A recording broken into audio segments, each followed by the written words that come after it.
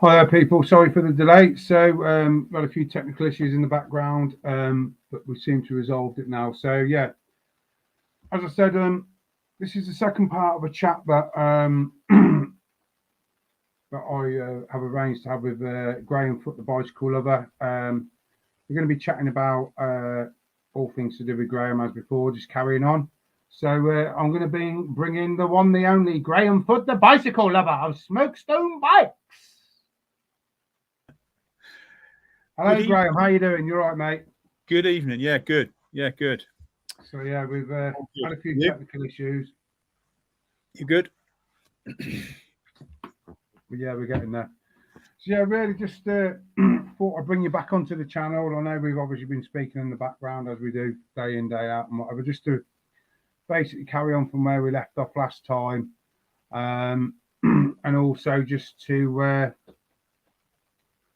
just chat about obviously where you're at with yourself and obviously what you got doing and what you've got planned moving forward for Smokestone Bikes and obviously Fat Fest and everything else, and just give us an update of obviously your new ventures, which I think some people have probably seen on your socials anyway. You'll notice you're doing the Dirt Dash this year in Dorset again, and also you got your Fat Pod, is it, or Fat Festival, I think?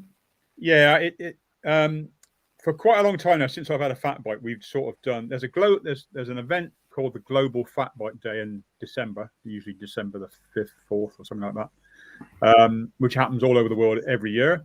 And then we decided to do an annual gathering years ago, and it ended up being held at my son's house in the Forest of Dean. So it started off being called Fat Fod, Forest of Dean. So that's been going on for years. And then we moved to Cranham for a couple of years, which is near me in Gloucestershire, not in the forest. And we still called it Fat Fod, which is a bit confusing.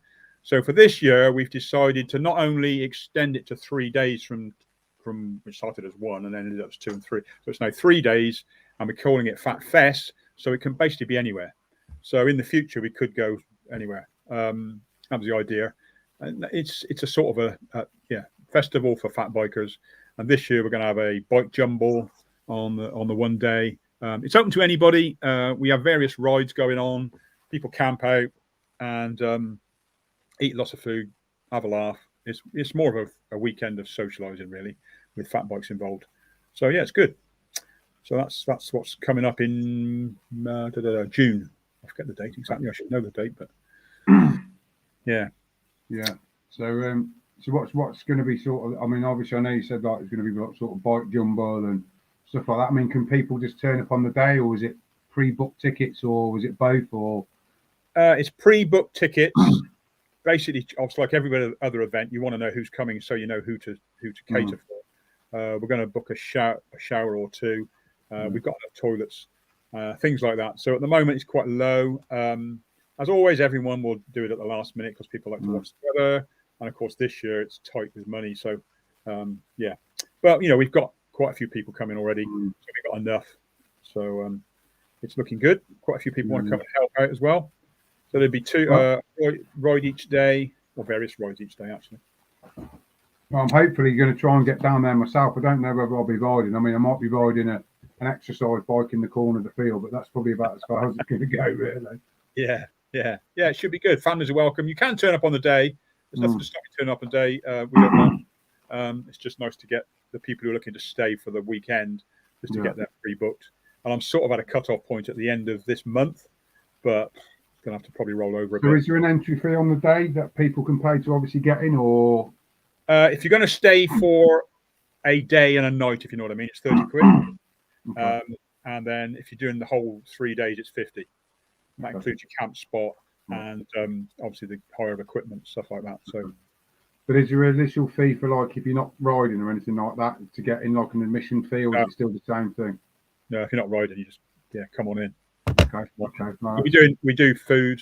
There will be food which is extra, supplied on the Friday night, Saturday morning, Saturday night, and Sunday morning. So we're doing food, which my wife's doing, and my sister-in-law. So that's all nice, real nice food. If it's anything like last year, it'd be lovely. You're going to bake any rock cakes, Sheila? She may do. Never know your luck. Wicked cool. Real nice. Yeah.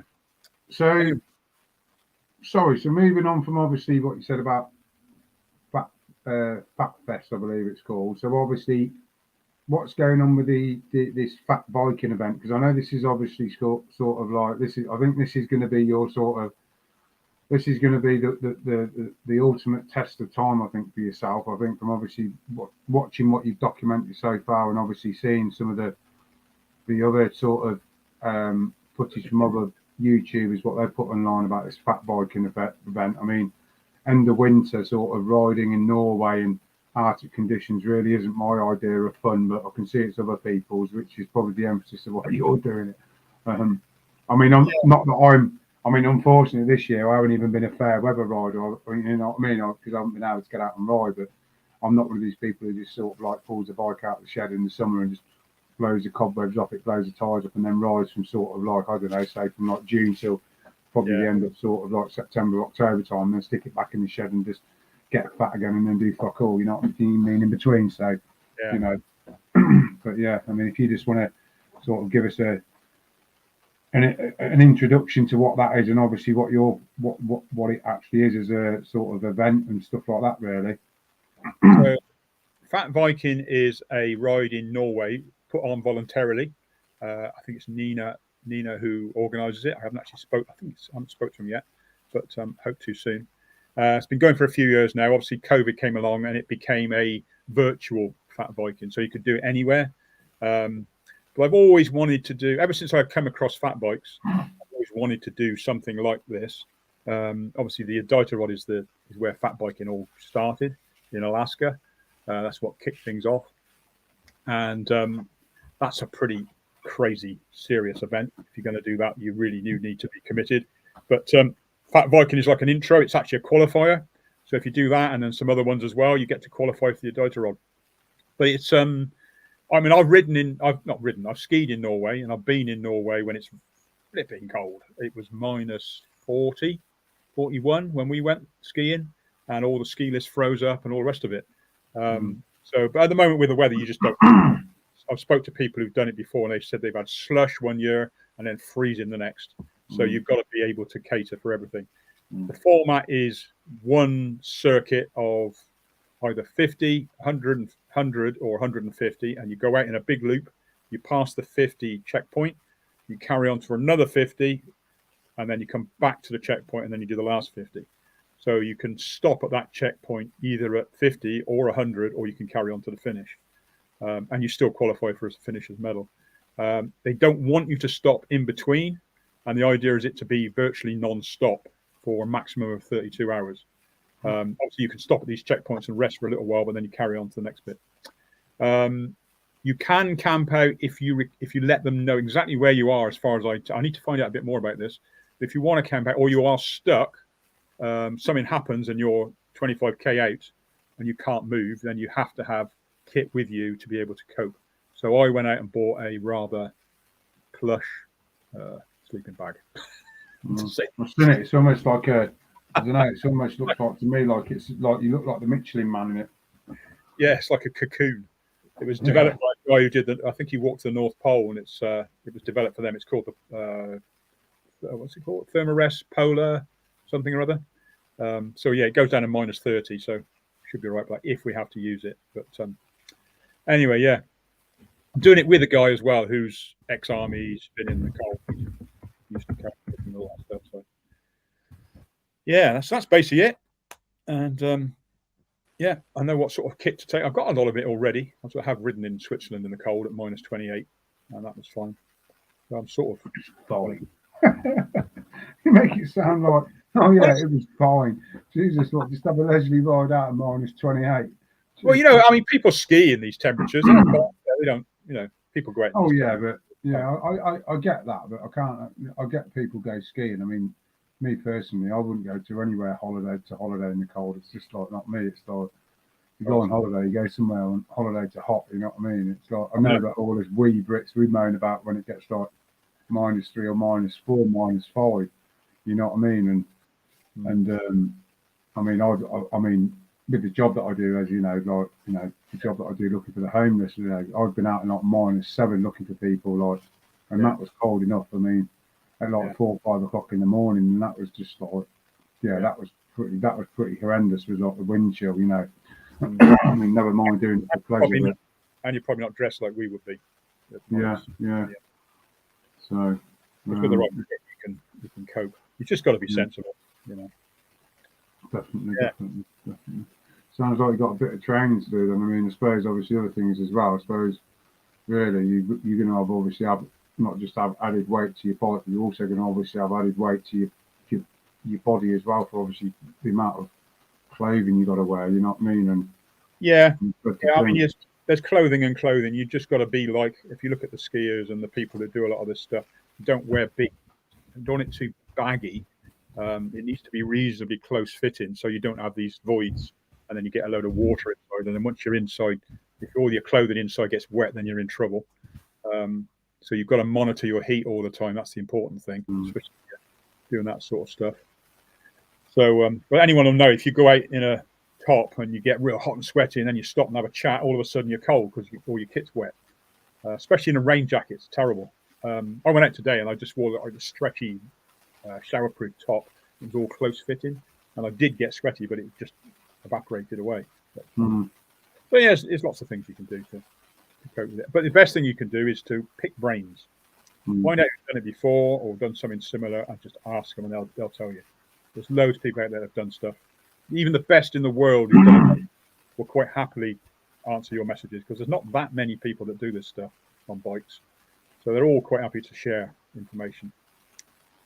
So obviously taking into consideration, I mean, you know, basically the temperature, which is obviously quite dramatic. I mean, how does that fare up on sort of like, you know, the workings of your bike, you know, like with, you know, just like bearings and just the mechanical sides of it? I mean, does it have any sort of like issues or problems that might cause you on obviously on this journey, whether you know what I mean?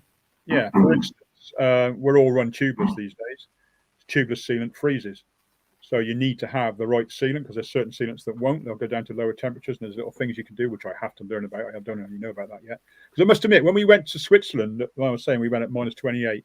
My daughter-in-law got punches all the time, and I couldn't fathom out why, because I thought, well, there's sealant in there. Of course, it was frozen. Doing anything. So I learned that bit. And also, hydraulic fluid can freeze or get really thick in your brakes. Well, you'll often see bikes that ride in really cold weather all the time in Canada and places like that run a cable brake. So they don't use hydraulic at all. So I've just got to look into it. I haven't had problems with my brakes freezing up, but in the past. But I will just check that. But we just don't know what the weather's going to be. You know, you don't know what the temperature's going to be. Right. But yeah, that's that sort of thing. Grease in your bearings, obviously, I guess that gets a bit thicker, but I'm not really worried about that too much. Batteries are a problem. As anyone will know, if your battery won't last long in the cold. So what people do is they wear everything under their clothes. So if you've got, or same with water, best to wear a backpack or a bladder on your back or on your chest, whichever, to keep the water in close to you, to keep it warm, stop it freezing. Otherwise, you've got no water. And the same goes for batteries. It's best to stow them inside your clothing if you've got spare batteries. Keep them warm against you, because you are the heater. You're the only heater you're going to have. And they recommend carrying like a flask of hot drink or hot water, which I've got I've got a litre hot flask I'm going to carry stuff in. So it's funny you should say about batteries. I was just actually having a conversation with one of my friends earlier, because he's planning on going bike packing for 3 or 4 days, and he was obviously expressing concerns about the battery life on a SRAM AXS derailleur. We had a conversation, and I recall another friend of mine did a ride at Snow. I think it was at Snowdon or somewhere in Scotland in the winter months. And he was saying that when it got to a certain temperature, the actual basically the because of the cold, the derailleur didn't actually shift because of how cold it was. Right. Yeah. Because of the battery being just going dead, basically. Yeah. So that does sort of make sense. So yeah. Yeah, you find it. I mean, I've flown a drone. You fly a drone in cold weather, it lasts 10 minutes, where it normally lasts half an hour. Same with your GoPro and everything. You know, all those batteries, they go so fast when it's cold, and your phone and all that stuff. So it's good to carry lots of spares. A lot of people use sealed proper batteries, not reusables, but little batteries. Carry those with them. So yeah, it's all those little things that I've got to learn over the next few months. Got a few months to go. It's January 24th, I think we're doing it. So well, yeah, I I got think that's one of the great features about like some of the exposure stuff. I think you can use that as a multi-unit to charge stuff off, if I remember right, off some of the exposure lights and stuff. If you most stuff, most things now you can charge both ways. Drone batteries you can charge both ways. I've got a light which works as a power bank as well. But obviously, if it's on the front of the bike, it's going to be cold. So I just need to be careful. Whether I go for a dynamo, I don't think we'd be moving fast enough for a dynamo to work, because we're only going to be doing about 6 miles an hour probably. But plodding along through snow, and obviously you don't know what the snow is going to be like. Could be thick, could be fresh, could be, they're groomed trails, but obviously it can snow. So a groomed trail can become an ungroomed trail in 10 minutes. But would a dynamo not sort of seize up because of the emphasis of it being in the hub and stuff? No. But it's just whether it's going to, you've got to go a reasonable speed for it to generate anything. And I don't think we'll be going fast enough. So, but I think it's going to carrying enough batteries next to your body. You look like the Duracell bunny, wouldn't you? You know what I mean? Yeah. So yeah, it'd be quite good fun. It sounds really interesting. I mean, I personally I wouldn't do it myself just because of the temperatures. I don't think, but I would probably do something similar, but not sort of -40, probably sort of maybe -4. Something like that. But yeah. I'm sort of hoping I haven't made. I mean, on March, I don't know. People probably know from the last one that I got ill with polymyalgia 2 and a bit years ago, on my 66th birthday, and then on my 68th birthday, my last one, it all came back after a 2 years of treatment. It all came flooding back. So on March 21st, I was ready to not cycle anywhere or do anything, because I'm doing another event in about 3 or 4 weeks called the Dorset Dirt Dash. 50 miles and then camp and then 50 miles. And I'd actually chatted to the guy about, what do I do if I can't do it? Can I cancel? Can I transfer? And he said, well, hang in there, see how you get on. And that, thankfully, I went back on my medication, and I seem to have recovered to an extent, but I'm nowhere near as strong as I was. That's the biggest I've noticed quite a lot. That was going to be my next question. I was going to ask is if you wanted to elaborate on obviously where you've come from since obviously getting this back, but obviously I think you just covered that really, but so that's kind of cool. So obviously moving forward, I know there's obviously quite a big movement happening for obviously Smokestone bikes, which is that you're releasing, I think it's 4 new frames, is it? Currently 3. It was going to be 4. Okay. Yeah, 3 new frames. That's what's coming. So what have you got coming then in respect of these new frames? Because I think, if I would be right in saying, you've got a new Henderson, and then there's a slacker version. Is there a new bike packing bike? So what we got coming is, if you don't know, Smokestone was started off as a one fat bike with a 4-inch tire compatibility. So the rear axle. T-shirt on. Well done. Yeah. So so there's initially, when fat bikes came around, there were 2 axle sizes: 177, 197. Without going into too much detail, the 177 was a 4-inch tire bike. The 197 was for 5-inch tires. The world has settled on 197. Now, I made Henderson's originally as a fat trail bike with 177 because it was big enough for the UK and it was brilliant and it worked lovely. Henderson's around. But the new one will be 197, so it now caters for all of the other people, because I've had quite a few people who want to buy a frame, but they've got a wheel set that won't fit. So this was, I thought, well, I'll update the frame. The old ones are now virtually sold out, so this is going to be a new Henderson 197 rear end, and it'll have lots of mounts for bike packing. So this will also double up as a bike packing bike. You can run it as a 4 or 5-inch tire fat bike, or you can run it as 29er, which is what I've got at the moment. I've got a titanium version, which I run either fat or 29. So it gives you lots and lots of options when it comes to. It's a very versatile bike for bike packing. Works really, really well. Other frames are we do a slack fat bike. So no one else does one. We do a titanium version, which seemed pretty popular, and I've had people from America that inquiring about it. But because it's made of titanium, it's pretty expensive, so it's put a few people off. So we're never going to do an aluminium version. All these new bikes are aluminium, by the way, so they're going to be a lot more affordable. And so the new slack fat bike will be called the Slack Owl, not Slack Alice, but Slack Owl. Slack. If you're my age, you'll probably remember who Slack Alice is, but it doesn't matter. Anyway, so that will be modern geometry, aggressive stuff, flying downhill, and all the rest of it. And then I think that's the one that I'm going to be interested in, the Slack Owl. Yeah, it rides amazing. It's such good fun. And a fat bike just basically means you can just blast through stuff. Anyway. So, and the third bike is going to be called Mr. Louis, which is an aluminium bike packing bike based on our Mr. Harry bike, which is titanium, which is a Boost 29er bike packing frame. So we've been asked a lot for a cheaper bike packing frame specific to bike packing, drop bar. So that's what this will be. So that's Mr. Louis. So there's your 3 frames. Pricing and all the rest of it. This is the current Henderson here. Yes. This is the bike that I showed on the last feed. This is the one which I sort of, well, I know this is the one which I sort of like the rusty effect, you know what I mean? I've said that. Yes. So obviously with the new frames, what sort of finishes are they going to be coming in and whatever else? What is it the same thing as what you've offered before?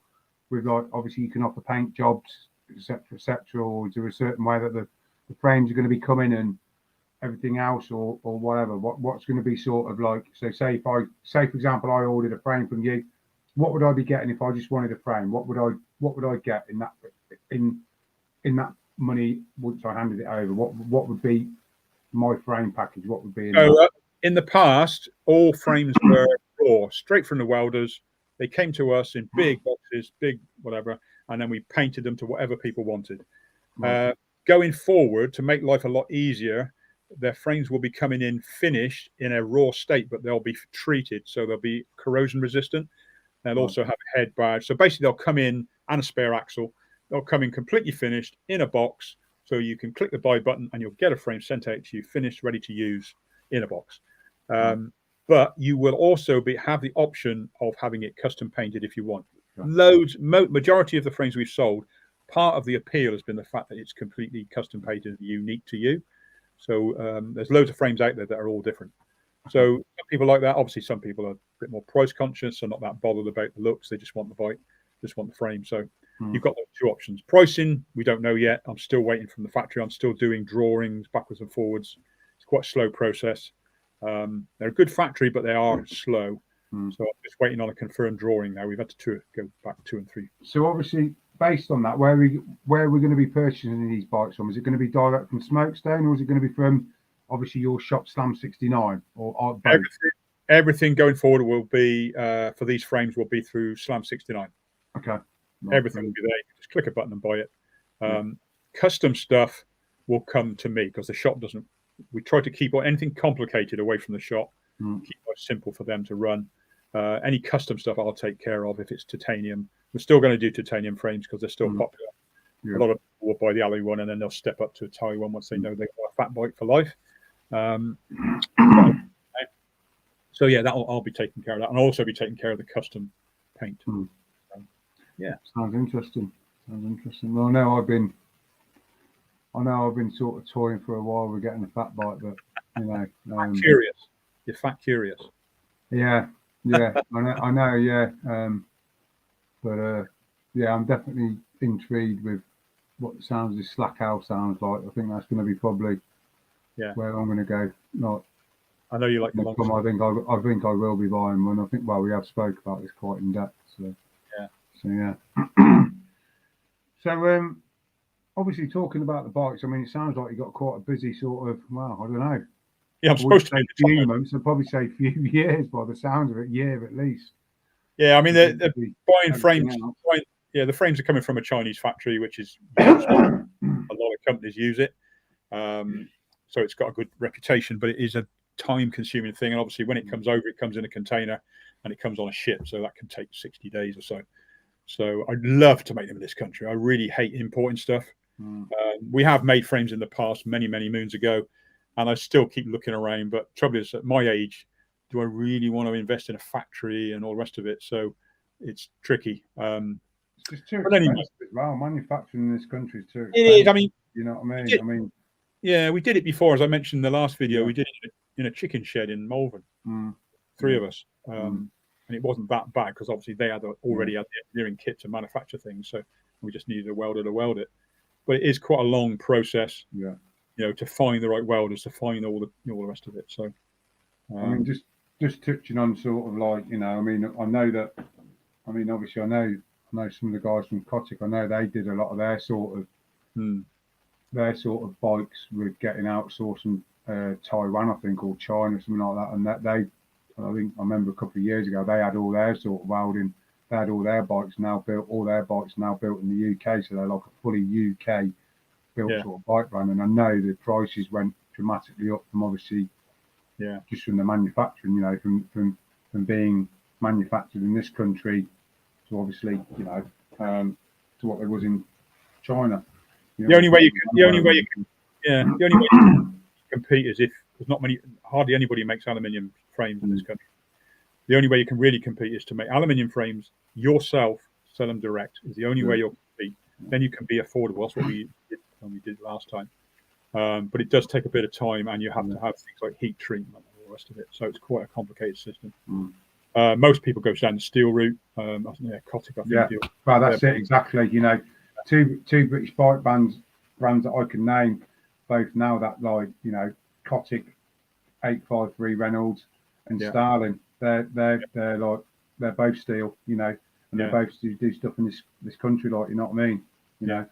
So it's exactly, you know, it's crazy, you know, but it is, but that's the way it is, you know. I mean, I just, me personally, I never thought about buying a fat bike, but then I sort of like, I look at it and I think with the riding, what I want to do moving forward, obviously from obviously where I was riding, and I think probably I will be doing a bit more of this sort of riding. And I think really on a fat bike it'll just be a bit more comfortable for me to do it on. I don't know, but and also the other thing is it's just another bike to have in the shed, isn't it? You know, something else to look at and polish.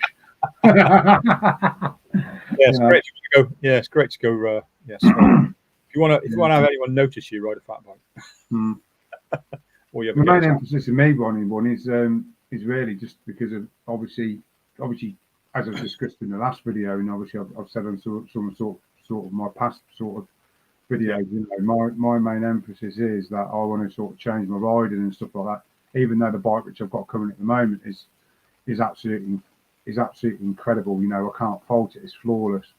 You know, I just want something a little bit sort of different, which I've never had before. You know, I've had hardtails, I've had full sisters, I've had 29ers, I've had 650, I've had 26, but I've never had a fat bike. I currently ride a mullet or a full 29 with a Geometron because it's got that versatility that you can change things around and swap it. You know, it's a proper fatter's bike.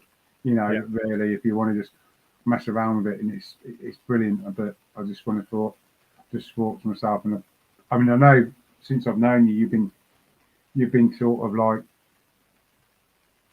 pushing the fat bike towards me, like, you know what I mean, trying to get me on one and stuff, but not in a very pushy way, not in a pushy salesman way, as one of those ways when you go into like MFI and you want to go in there and all you want to do is buy a couple of bolts and probably end up coming out there with a fucking kitchen or a 3-piece suite or something. Mind you, some people would disagree. Some people would say if they come into what used to be the case when they come into Slam 69 when I was in there, they come in for a set of brake pads and go out with a bike. Yeah. So, well, I only come in to have a set of wheels built, and you know what I mean. Like, you as well, yeah. Yeah. You know, I only come in to have a set of wheels built, and I think I've had 3 sets of wheels built, and spent numerous amounts of money with you, but it's always a pleasure. You know, nice shop and whatever. Always a nice environment. You know, and eating plenty of rock cakes as well. Yeah. So yeah. Yeah, I'm a great believer in. How can I put it? I'm not. I wouldn't say I'm a salesman because I sort of think salesmen are a bit, you know, you've got to sell. No matter what, you've got to sell. You've got to meet a target. I'm more about if I like something, it's quite easy to sell something, if you know what I mean. You know about it, you're passionate about it, and you can put that across, and hopefully people will get that and then understand it. And if they want to buy it, they can. If they don't, they don't. I don't give a monkey. You know, I think it's about sharing your experience and knowledge of what you actually know. And I think really you pretty much summed it up there. And that's and what you're saying about your passion for fat bikes and obviously what you know about it and how you put it across to people. I get that exactly the same when I go to Geometron from the guys down there. You know, they're passionate about that bike. They've got the one bike, that they've had for a number of years. They don't, not like other big brands where they keep changing it every year, or they put different, you know what I mean, and everything else, because of obviously, some people who like change every year, etc., and that's the one thing, you've got faith, you've got the faith in your product, you know what I mean, and that's what I can see from yourself. And obviously, like, with Geometron, you like what you've got, it does what it does for you, and it doesn't need to be changed. If it needs to be changed, you'll change it for yourself, and then maybe put that into production. And if someone does want that change, then you can offer that to someone either on a custom basis, like what you're saying with your sort of titanium frames, or you can just do it like with a Geometron. You can just change it by changing your little bits and pieces on the frame, the adjustability of the frame, to suit your sort of style of riding and whatever. So it's quite good, really. And I think that's one of the reasons why I want a fat bike, really, is just because I've, like I said, I've never had one, and I just think, I just go out there and try it and see what it does for me. I mean, and also it just means that I can come to these ridiculous events and just bearded blokes. You're gonna have to grow a beard, you know that? Yeah. Bearded blokes with, I don't know, tires bigger than the bellies. Yeah. So, so with going back to what we're saying about the new smokestone bikes, what you're doing, are you going to be sort of doing anything? I mean, obviously I'm assuming there's a sort of limit, obviously, on sort of like frames and availability. Are you going to be sort of doing a pre-order if that's available? Is that going to be something what might be? Yeah, soon as I've got prices, we're just waiting on price. I mean, I haven't ordered anything. Prices are wrong. I won't even be doing it. So they've got to be affordable. Big commitment. Yeah, it's not so much me being able to pay for it; it's whether we can sell them. If they're too expensive to sell, then there's no point. Because the idea is to make them affordable. That's the whole point of doing aluminium. Pass on that saving, make them affordable. We'll be doing custom builds as well if people want them, should they want them. What did you ask me? I've forgotten. Just about pre-orders and stuff. If people pre-orders, that was it. Yeah, so as soon as we have the price, it'll be on the website, and we will be offering a pre-order discount for a limited period for pre-orders. And then obviously that'll help with funds and stuff to get things rolling, because I have to pay for everything up front, which is really agonizing. And I've already started saving. Good man. Yeah, I want one. I can't wait. I want one. I am partial to aluminium. It's got a lovely feel to it. I don't know what it is, but it just feels, you get on some bikes. I used to race downhill, and excuse me, raced on all sorts of bikes. And I'll quickly go through. I had a bike shop years ago. We went through recession, got broken into. Bike shop closed, so we went off, and I went to work in Keswick, in Keswick mountain bikes. And they were a Cannondale dealer. I was racing downhill still, and this was when the I think it was this 4000 downhill bike, the V4000 downhill bike came out, and I'd entered the national champs in Shrewsbury, and the bike hadn't shown up. It was getting Thursday. Oh my god, I'm going Friday. Anyway, it turned up Friday afternoon or Friday dinner time. So we took the bike up what they call it's on the side of Skiddaw in Keswick. Dodwood there used to be a downhill track running off Dodwood. So we went up, we took it to the top of Dodwood, and I rode it down, put it in a van, went off to Shrewsbury and won a gold medal. That bike was amazing. 4 inches of travel on the front, 6 on the back. And I got mine before Tracy Mosley, who Tracy was sponsored by Cannondale then. I actually got mine before she did. She was sponsored by him. But anyway, Yeah, that bike. And you get on some bikes, they just feel perfect. Yeah. That was straight out of the box, got on it, and you just felt perfect. So yeah, so I've got a bit of a thing for aluminium. It gives you that sort of confident I feel. prefer aluminium myself as well. Yeah, I've never ridden a carbon bike. They just feel. I've only ever ridden 2 carbon bikes, and both of them were e-bikes. yeah. And no, 3. Sorry, 3 carbon bikes, and they was all e-bikes. And to be honest with you, they sound, when you ride them, for me, and I only rode them uphill and not downhill, they just sounded hollow. They didn't feel. They didn't feel right. And titanium, I've only ever had one experience of titanium. I know. And that was some titanium bars, and that was by a company who started out, a guy from Nottingham, who started up a company called Rust Components. I bought these bars, and I literally remember riding up at Cannock on these bars, and well, we spoke about it, and I showed you the evidence, and literally the bars, just snapping off, and where it snapped off, where it snapped off, it went into my stomach, and I was lucky that it didn't actually gouge into me. I only got bruised. And also at the time, I was actually on a coaching session with this guy over at Cannock Chase, Chase Skills. And I remember we was like literally I think it was about 90 minutes into the coaching session, booked a full day, and he ended the coaching session, and basically he still took a day's money off me for the coaching session that day. Dear. Yeah, still to this day, and it's crazy. But, best basically, both people who basically, so the one who supplied me the bars doesn't basically speak to me no more. This was many years ago, but he refunded me for them, so fair play to him. Yeah. And he now rides gravel bikes, and the other person who did the Chase Skills actually ripped a load of his customers off. And basically there was a load of shit with a bike shop over in Cannock because he was running out of this bike shop, even though the coaching thing wasn't affiliated to the bike shop, and loads of these people who he ripped off were going back to the bike shop putting complaints in and saying like and they just turned around and said that they weren't affiliated to him and everything else. And this bloke now, who was running this bike skills thing up at Cannock Chase, is now a fucking copper.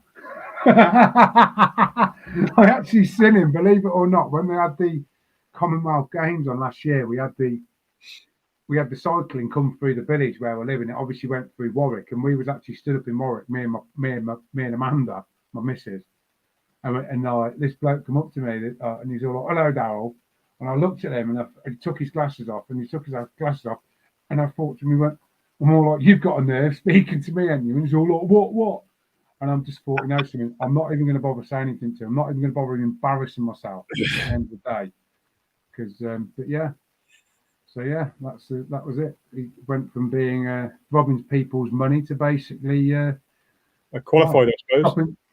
Basically fucking putting down. Well, basically, I don't know what would be the word. Basically, putting people in jail for robbery. Yeah. Bit of a long-winded story, but yeah. So, what else? Let me think. What else? So, when do you think you might be selling these bikes and these new ones? What are you thinking time-wise? I reckon. What's it now? April, May already. Nearly May, isn't it? May, June, July. It's going to be autumn. This year, maybe this year, or early start next year. By the end of this year, ready for the winter, Darryl. When it's cold, I really hope they come before I go to fat biking. I really hope they come. Probably sod's law that they'll come when you're away. Yeah, probably. Yeah. But I hope it's not too long. I know last time. It's definitely a big commitment to basically do such a thing like that, especially with knowing that the way the bike industry is at the moment, which we touched on last time, the way that there's still all these levels of stock and laying around in different places, and obviously, and distributors going bust, and You know what I mean? And obviously, bike shops lowering their prices so dramatically, more or less by sort of 30-40% off bikes, just to get rid of them, just to get them off the shelves. I mean, they must be selling them at a loss. They've got to be. Yeah, well, the manufacturer, they're probably getting them at a crazy cheap rate because the manufacturers get shot of them. Yeah. It's like everything else. Once it goes into mass production, then you're governed. It's a never-ending train of production. You know, you've got a big factory; it's got to keep going. It can't stop. This is where you have all the problems. And a lots of we were talking briefly about having a bike and keeping it for a long time. Like Geometron made one frame and they kept it going because it's a bike you want and you keep. Yeah. You know, we shouldn't need a bike every 6 months or every year. Why do we need to have a bike every year? You know, if it's any good, it should last. Obviously, if you're racing, it's slightly different because you want you want the advantages, the best kit. But to be honest with you, I rode Cannondale Raven, which was carbon. It was like a skeleton, aluminium skeleton with two sides stuck to it. It weighed 21 pounds. That was years ago. Got to be 20 years ago. Light as anything. It was like riding a piece of. I got on it. It was like riding a piece of paper. It just felt. It's like going to snap. You know, that's what it felt like. But bikes are the same weight now. You know, that was full sus. Yes, things have moved on. There's technology, but like I just said, these factories that produce the gears, the brakes, the Shimano and SRAM, especially Shimano, they got to have people buying new bikes every year. So they'll produce. You've got contracts like Trex and all these people have got to sell bikes to get the next lot of Shimano, because they're contracted to do it. So it's just a big machine. It's just unfortunately, it's the way the world is with this stuff. I mean, would you say based on that?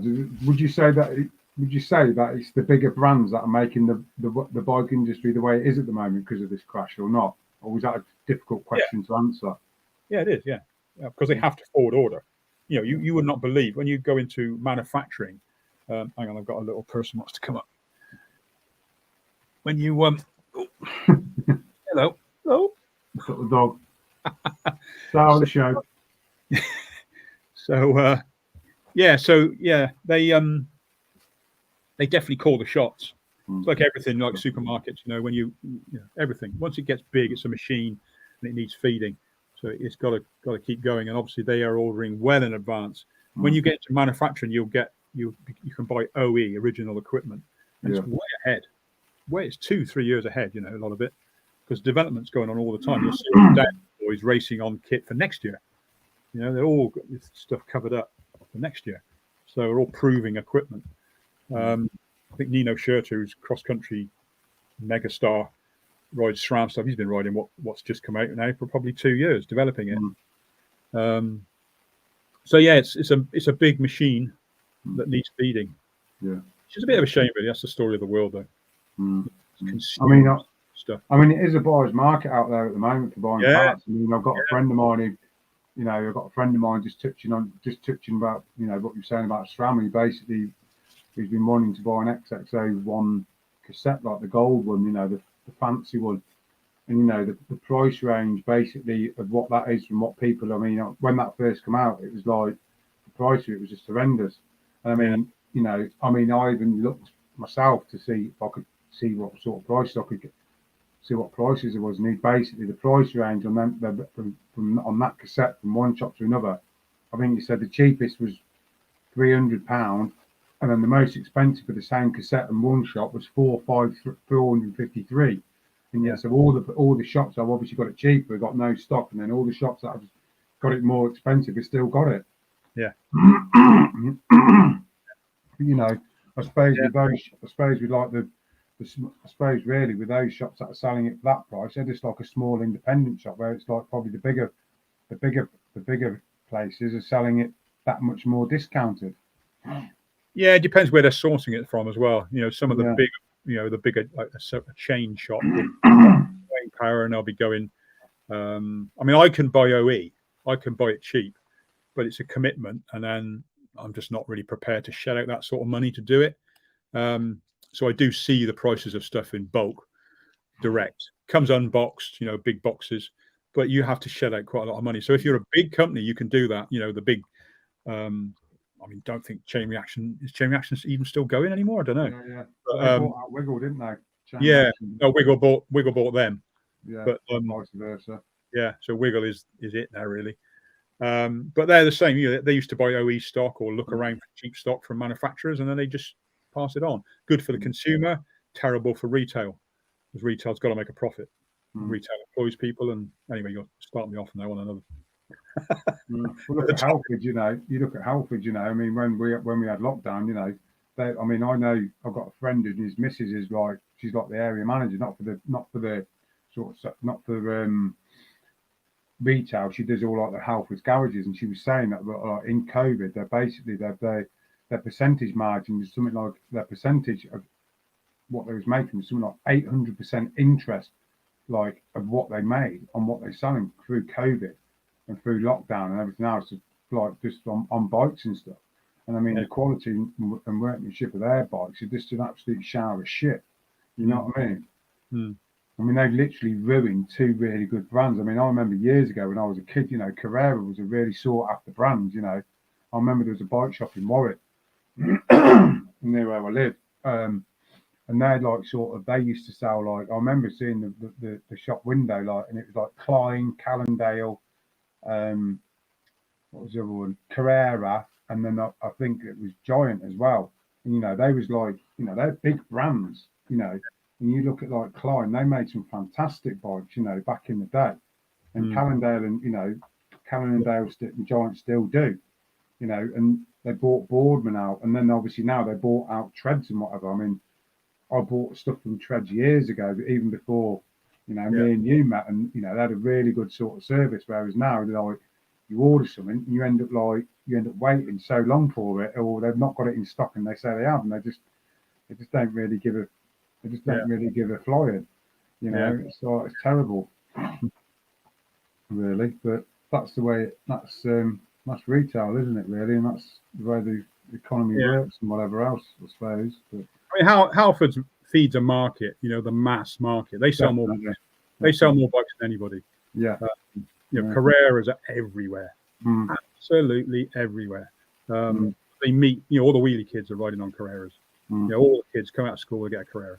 So it does meet a market.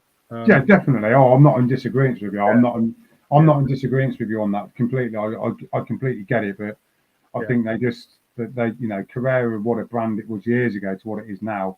Yeah, same with like you say, it's a mainstream brand. You know what I mean? And like you say, you do see loads of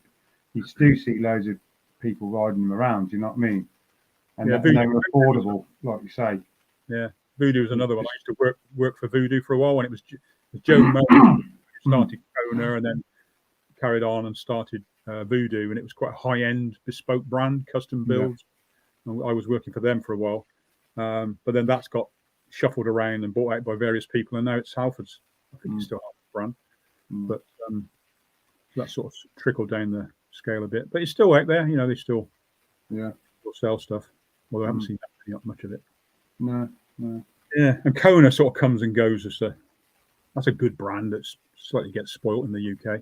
It's a good brand. You know, it's got a good history, Kona. Yeah, I had a Kona years ago. I had a Kona Cinder Cone, basically, and it was an absolute belting bike.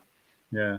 Belting bike. But they're just underrated, aren't they? I mean, you know, they're just underrated, Konas are, you know what I mean? They're, you know, I mean, I think years ago, Kona Stinky was one of like the downhill bikes, which was one of the best out there, if I remember right. Well, they're still around. You can't kill a Kona Stinky or, you know, any of those Stinky Deluxe.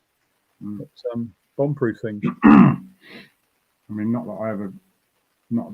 did have one downhill bike years ago, and you know something, I bought it and I basically never used it. I bought it off a mate of mine, and it was a Callendale Jekyll.